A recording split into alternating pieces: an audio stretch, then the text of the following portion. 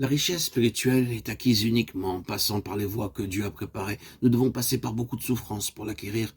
Le but recherché, ce n'est pas de nous faire passer simplement par beaucoup d'épreuves pendant une longue période de temps.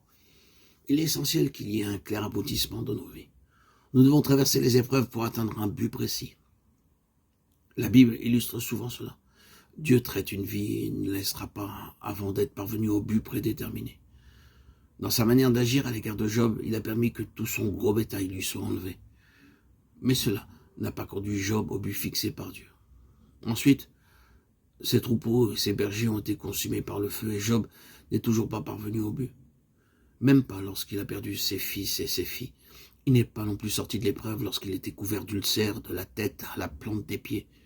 Mais le jour est arrivé où ses lèvres ont été réduites au silence dans la soumission à Dieu. Et les épreuves de Job ont laissé place à une fin glorieuse. Jacques, dans son épître, il fait référence en disant la fin du Seigneur. Jacques 5, 11. Nous voyons que ce n'est pas la somme d'épreuves qui importe, mais c'est que le Seigneur parvienne à sa fin à travers elle. Nous devons garder cette pensée bien précieusement dans nos cœurs. Nous ne passons pas par des épreuves sans nombre. Il peut y avoir beaucoup de temps perdu et des souffrances inutiles, alors que Dieu veut parvenir à ses fins dans nos vies. Il est tout à fait possible, et cela est tragique, que tout ce que Dieu fait pour nous traiter ne permette pas de constituer un vase approprié à l'usage auquel il le destinait.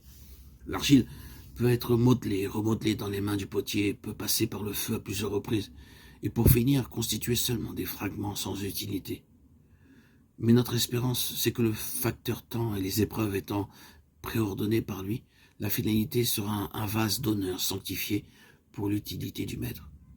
Job, non seulement est passé par beaucoup d'épreuves, mais le jour est venu où il y a eu une nouvelle activité divine dans sa vie. Et cette œuvre a introduit un changement radical en lui. L'intention de Dieu dans sa façon d'agir envers nous, ce n'est pas seulement de nous accorder une plus grande mesure de sa vie pour faire face aux situations que nous rencontrons. Il désire ardemment nous remodeler intérieurement par sa vie, sa propre vie. Il est un fait que la vieille création ne peut pas être changée, doit demeurer à la croix. Mais il est tout aussi vrai que maintenant nous avons la vie d'une nouvelle création en nous. Cette réalité est enseignée dans la parole de Dieu. En plaçant cette nouvelle vie dans l'homme, Dieu rend possible qu'il soit aussi transformé. L'homme peut être changé dans sa constitution. Il y a une différence entre le chrétien et le non-chrétien.